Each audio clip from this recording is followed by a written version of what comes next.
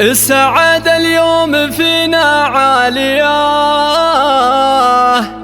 ما توفيها حروف القافية. ليلة بمليون ليلة باهية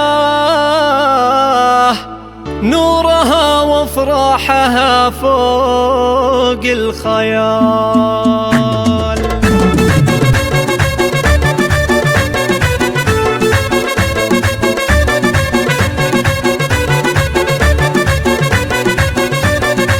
السعادة اليوم فينا عالية ما توفيها حروف القافية. ليلة بمليون ليلة باهية نورها وافراحها فوق الخيال. يوم عرس الشمخ وعلي المكان فيه عبد الله الفخر له عز شان. جعل عبد الله في طول الزمان فيه هنا والخير له حظ وفال. وابو دحام ذا الشيخ الكريم راعي الصيت وله الفعل العظيم. وارث الهيبة وله شور حكيم سيرته لو تنذكر فخر الجزال. ألف مبروك الفرح لك والسرور لك تهاني الطيب فاحت بالعطور. والله انك زدت فوق النور نور وسعد في الكون له اعلى مجال. وفي مقام ام العريس اثني وعيد ام دحام طيبها فعله واكيد. وفي دحام اخوه له درع عظيم صاحب الفزعات فوز الفريد. عبد الرحمن دخل بالوقت الشديد حي طارق وله شيوخ الرجال. عمر اخوه تشهد المدات له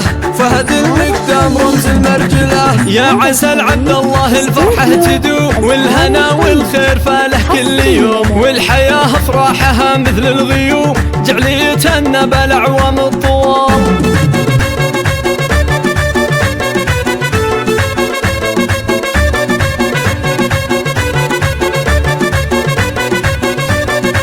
السعادة اليوم فينا عالية ما توفيها حروف القافية. ليلة بمليون ليلة باهية نورها وافراحها فوق الخيال. يوم عرس الشمخ وعلي المكان فيه عبد الله الفخر له عز شان. جعل عبد الله في طول الزمان فيه هنا والخير له حظ وفال. وابو دحام ذا الشيخ الكريم راعي الصيت وله الفعل العظيم. وارث الهيبة وله شور حكيم سيرته لو تنذكر فخر الجزال. ألف مبروك الفرح لك والسرور لك تهاني الطيب فاحت بالعطور. والله انك زدت فوق النور نور وسعد في الكون له اعلى مجال. وفي مقام ام العريس اثني وعيد ام دحام طيبها فعله واكيد. وفي دحام اخوه له درع عظيم صاحب الفزعات فوز الفريد. عبد الرحمن دخل بالوقت الشديد حي طارق وله شيوخ الرجال. عمر اخوه تشهد المدات له